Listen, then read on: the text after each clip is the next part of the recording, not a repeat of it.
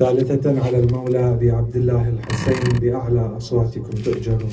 اللهم صل على محمد وآل محمد. أعوذ بالله السميع العليم من الشيطان اللعين الرجيم. In the name of Allah, most merciful, ever merciful, and may God's peace and blessings be upon the most purified of the holy prophets, Muhammad, and the purified members of his household and progeny.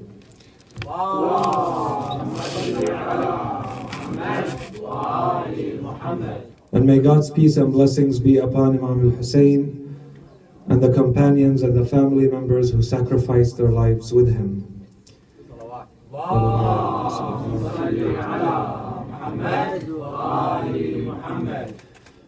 From everything that we have been talking about in the previous nights, what we have tried to establish is that our religion needs a lot of faith and a lot of knowledge to understand our duties. And performing our duties accordingly requires a tremendous amount of determination and courage on our parts. This is all related to the Muslim and to the Shi'i with themselves. For tonight we wanted to look at the duties or the relationship that we have to establish as Shia and as Muslims living in these Western societies with these societies. There are many claims nowadays being made against Islam, saying that Islam is flawed at an ideological level, in the sense that it is incompatible, it doesn't align with Western societies, because it doesn't recognize any other system of belief outside of itself. In other words, they say that because Islam considers itself to be the only truth, that it is not able to coexist, to be in the same place and at the same time with any other kind of system.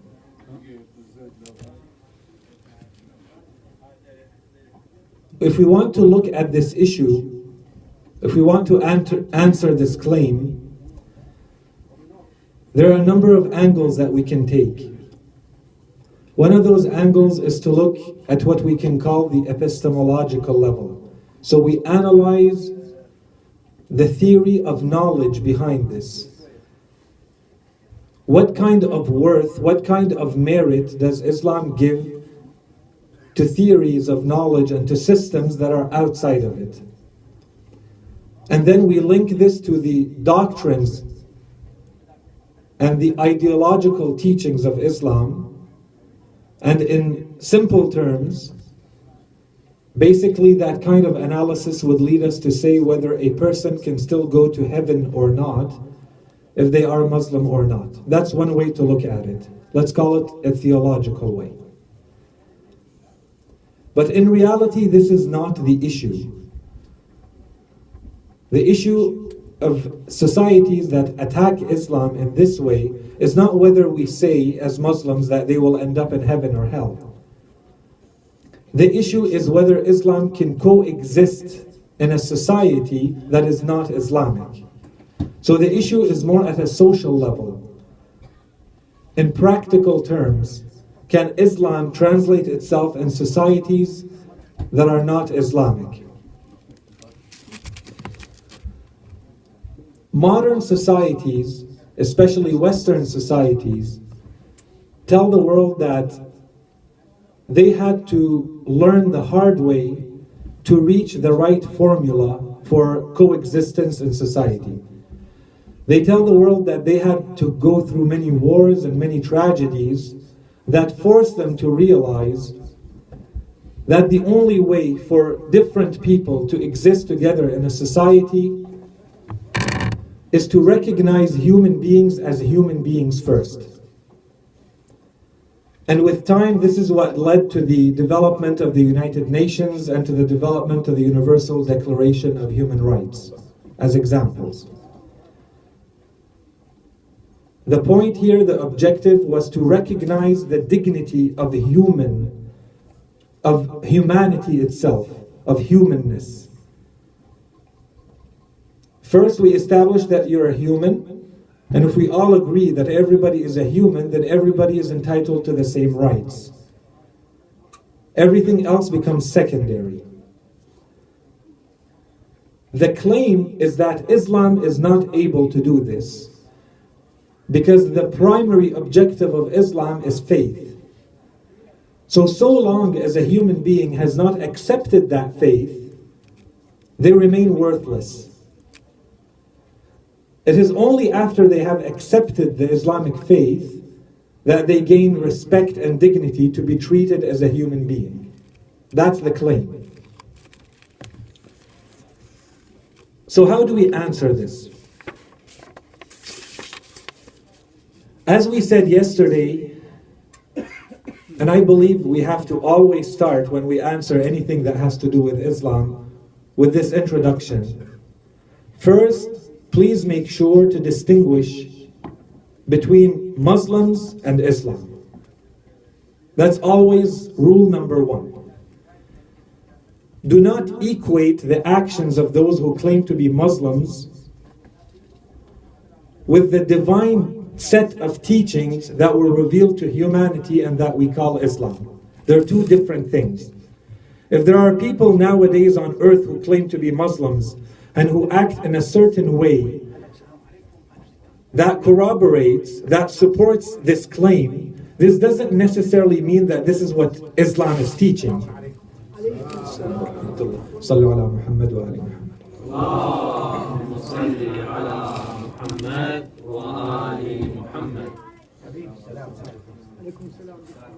So before we say that this is what Islam says or not, we have to keep in mind the distinction between what some say and do under the name of Islam and what Islam actually teaches. And as always, due to lack of time, we'll concentrate on very important elements, only starting with the Quran. If we look at the Quranic verses, can we find any verses that tell us that in Islam the dignity and the respect are for the human being? Or is every instance of respect and dignity only and always to the Muslim and to the faithful? A first verse that may help us in this, in Surah Al-Ahzab, the Quran says, Bismillah ar-Rahman ar-Rahim, إِنَّا عَرَضْنَا الْأَمَانَةَ عَلَى السَّمَاوَاتِ وَالْأَرْضِ وَالْجِبَالِ فَأَبَيْنَ أَن يَحْمِلْنَهَا وَأَشْفَقْنَ مِنْهَا وَحَمَلَهَا الْإِنسَانُ. And in English, indeed we presented the trust or the covenant to the heavens and to the earth and to the mountains, but they did not accept it and they were apprehensive of it. But the human being accepted it. And in this verse, we can already sense that there's something special about a human being. Already, the Holy Quran is making a distinction between being a human and not a human. Not between being a faithful and a non-human. A second verse that perhaps is a little bit more clear. In Surah Al-Isra, the Quran says, Bismillah ar-Rahman ar-Rahim, وَلَقَدْ كَرَّمْنَا بَنِي آدَمَ وَحَمَلْنَاهُمْ فِي الْبَرِّ وَالْبَحْرِ وَرَزَقْنَاهُمْ مِنَ الطَّيِّبَاتِ وَفَضَّلْنَاهُمْ عَلَى كَثِيرٍ مِّمَّنْ خَلَقْنَا تَفْضِيلًا. Certainly we have honored the children of Adam and carried them over land and sea and provided them with all the good things, and have preferred them over many of what we have created with a complete preference. The verse is talking about the children of Adam in general. The preference, the favor, the distinction that is being mentioned is once again not about being a Muslim or being a faithful. It is about being one of the children of Adam, in other words, being a human being. Yet another verse. The Quran says, وَأَن لَيْسَ لِلْإِنسَانِ إِلَّا مَا سَعَى وَأَنَّ سَعْيَهُ سَوْفَ يُرَى.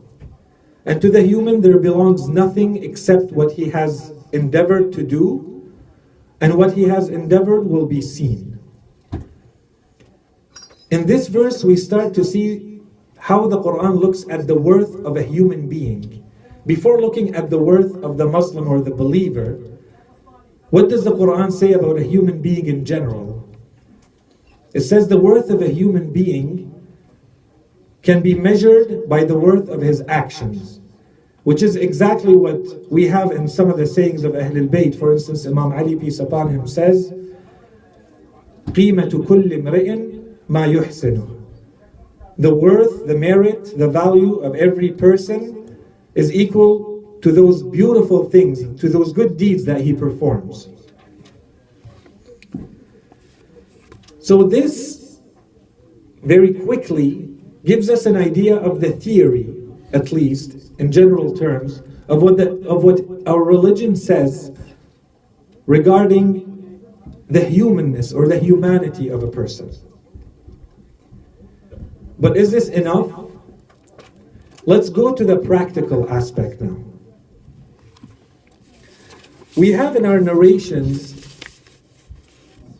at a time, people came to Imam al-Sadiq, peace upon him, and these were Shia, asking the Imam, peace upon him, how are they supposed to live in a society where they are a minority?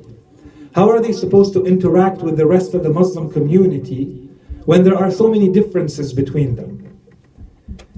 And in one of the ahadith, the Imam instructs his followers by saying, فَعَلَيْكُمْ بِالْوَرَعِ وَالْإِجْتِهَادِ وَاشْهَدُوا الْجَنَائِزِ وَعُودُوا الْمَرْضَى وَاحْضَرُوا مَعَ قَوْمِكُمْ فِي مَسَاجِدِهِمْ لِلصَّلَاةِ وَأَحِبُّوا لِلنَّاسِ مَا تُحِبُّوا لِأَنفُسِكُمْ أَمَا يَسْتَحْيِي الرَّجُلُ مِنْكُمْ أَنْ يَعْرِفَ جَارُهُ حَقَّهُ وَلَا يَعْرِفُ حَقَّ جَارِهِ. In English, the Imam first starts by saying, so hold on to piety and constant effort in God's way. And then he says, and these are the social instructions that we want to apply in our reality as well. Because we happen to be a minority not only in the greater Islamic community, but also in Western secular societies. The Imam says, peace upon him, and attend funerals, and visit those who are sick, and pray in their mosques, and like for all people what you like for yourselves. This is very important. If you don't want people to commit blasphemy against what you hold sacred, then do not commit blasphemy against what they hold sacred. And then the Imam asks this question, rhetorical question.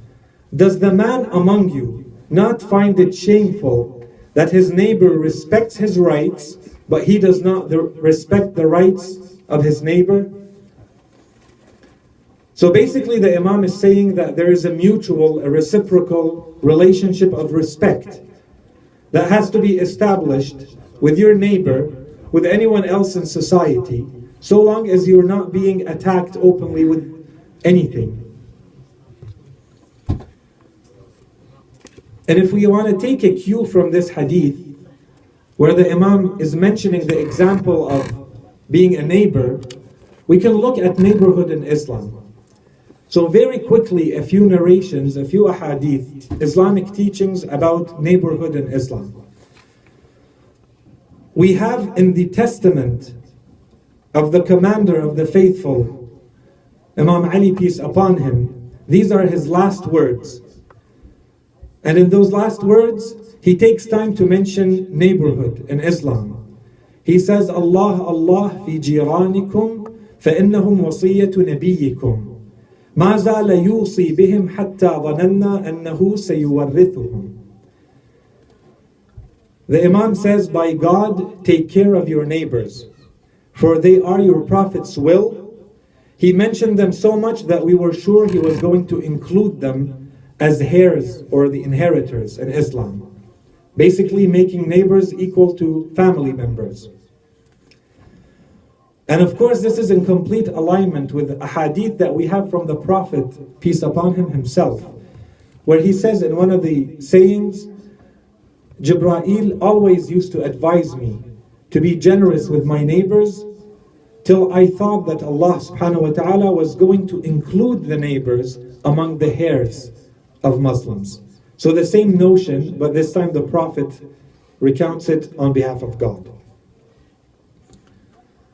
Now, when Islam is talking about the rights of neighborhood, is it making a distinction between whether your neighbor is a Muslim or a non-Muslim? No. It's saying if you have a neighbor, this is the right way to behave with them.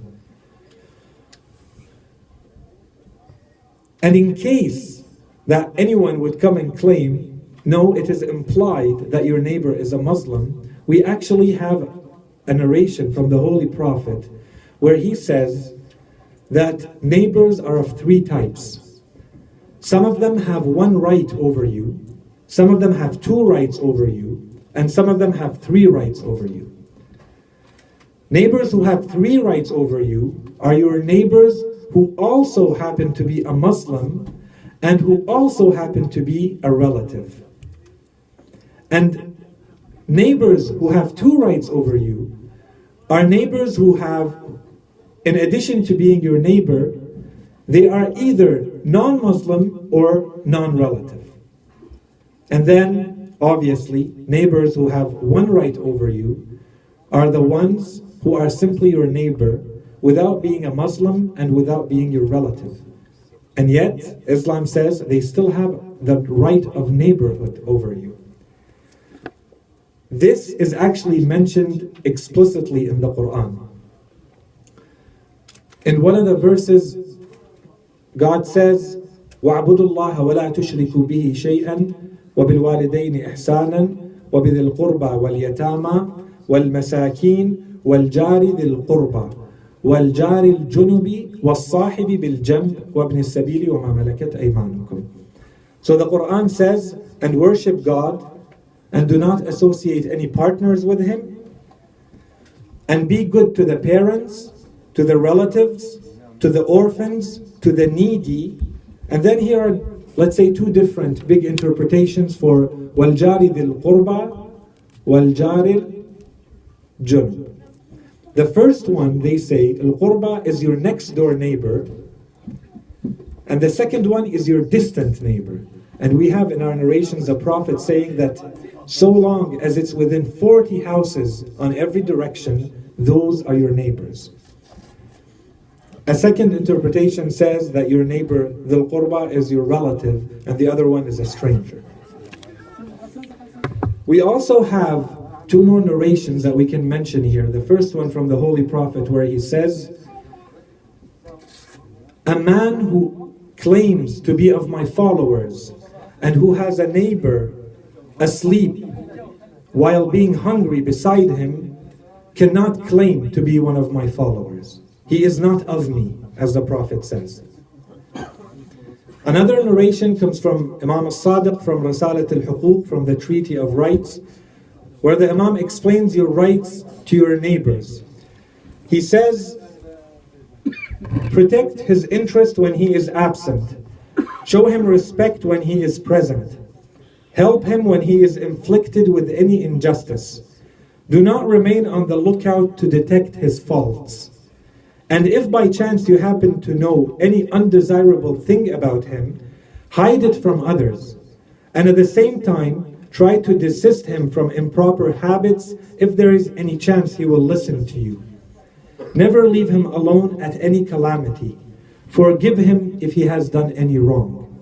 Basically, the Imam is saying use the highest standard of Islamic etiquette with your neighbor, regardless, once again, of whether they are Muslim or non-Muslim. So if we go back to the Quran, to summarize, can we befriend can we be kind and can we be just to people outside of our faith or not? We have a verse that actually answers this directly. The Quran says, Bismillah ar-Rahman ar-Rahim, لا ينهاكم الله عن الذين لم يقاتلوكم في الدين ولم يخرجوكم من دياركم أن تبروهم وتقسطوا إليهم إن الله يحب المقسطين. God does not forbid you from befriending those who have not waged a religious war against you and who have not expulsed you out of your house, out of your homes and your lands, that you be kind to them first, that you be kind to them and you be just to them. And God surely loves those who are just. In this verse, the Quran makes it very clear, in case there was any confusion before or ambiguity, that Islam is always implied. In this case, the Quran is actually talking about people who are not Muslims. It's saying that you befriend them and that you be kind to them, with the exception that you're not in a self-defense situation. The claim has always been that Islam is about converting people to Islam, to gain the biggest numbers, to intimidate people with any means necessary to force them into Islam. When we look at these verses, we see that no, Islam is really not about converting people. It recognizes their dignity and their respect even outside of Islam. That's first. Secondly, Islam has never been about quantity. Islam has always been about quality.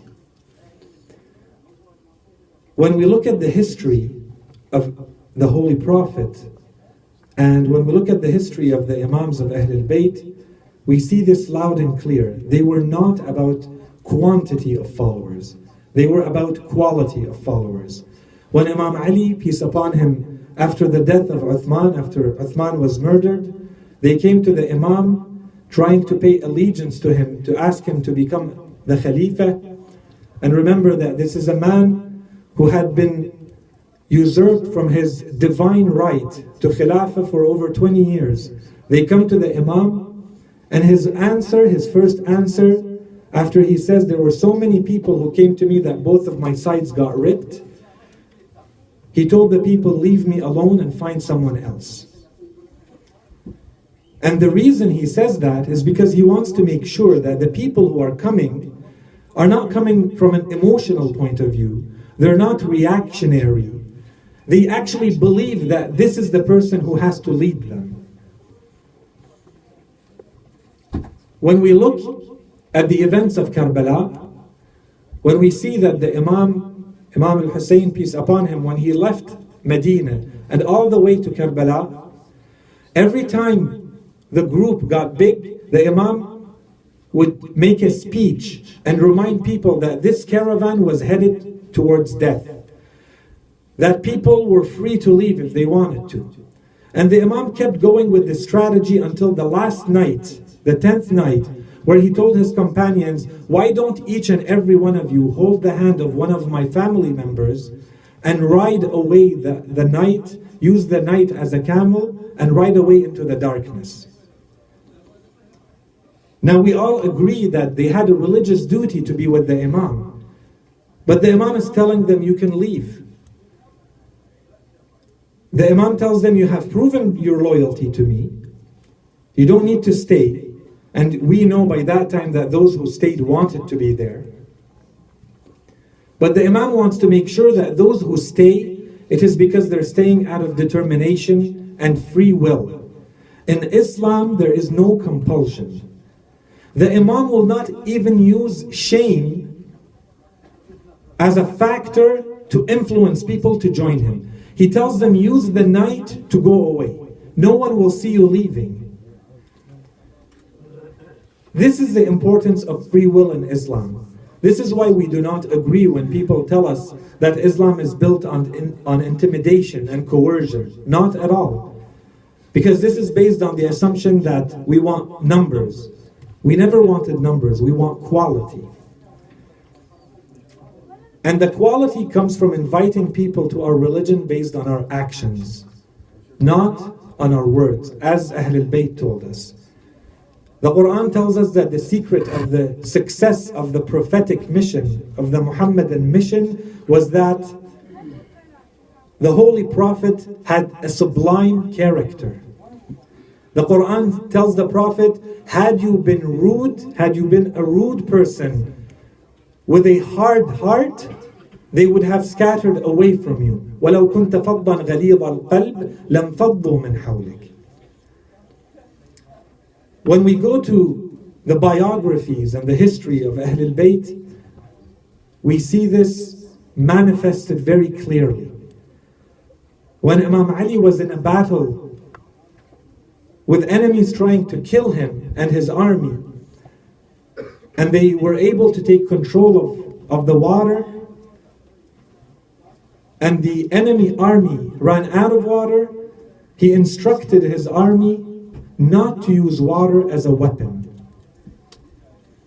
And when they told the Imam, this doesn't make sense, if we let them drink, then they're going to use it against us and we will be out of water. He told them, yes, so take the water and go serve them. This is the same thing that happened in Karbala. One of the soldiers who was in the group, the 1,000 men group fighting under the leadership of Al-Hurr bin Yazid al-Riyahi, was called Ali ibn al-Muharibi. He says that at some point we were a group of 1,000 soldiers trying to prevent the Imam. Their whole mission was to torture and harass the Imam and the caravan, and to prevent them from reaching the water, and to push them towards the bigger army waiting for them of 70 to 100,000 men. So everybody knows that they're there to kill the Imam. And at some point, he says, the caravan of the Imam got closer to the water than we were. And by the time we reached them in midday, we were about to die of thirst. So when we got there, the Imam noticed us coming. He ordered his companions to take water, to fill the water containers, and to come and give us water. He says, I was the last one to get there. So all the companions of the Imam were already busy with the rest of the 1,000 men there. And the Imam noticed me coming and noticed his companions being busy, so he got up himself and got the water, filled the container, and came to me. And the Imam told me twice or 3 times, depending on the reports, he said something that I didn't understand, because the Imam used a dialect that man didn't understand. So the Imam himself opened the container of the water, as he says, and he poured the water in my mouth. When I was done, the Imam poured the water in the mouth of my horse. And when he was done, the Imam took water and sprinkled over us so that we may cool down. This is the etiquette of Islam. Islam recognizes the human being behind the action and behind the belief.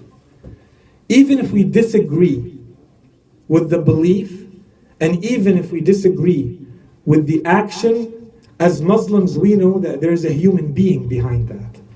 And Islam holds that human being sacred. But it takes a lot of courage and determination and a sense of a divine light to be able to see this. We ask God to grant us a glimpse of that divine light and to enable us to have the patience and the determination to follow the true teachings of Islam. May God's peace and blessings be upon Imam Al-Hussein, his family members and his companions, and upon you all. Wa sallallahu ala Sayyidina Muhammadin wa ala alihi at-tayyibin at-tahirin.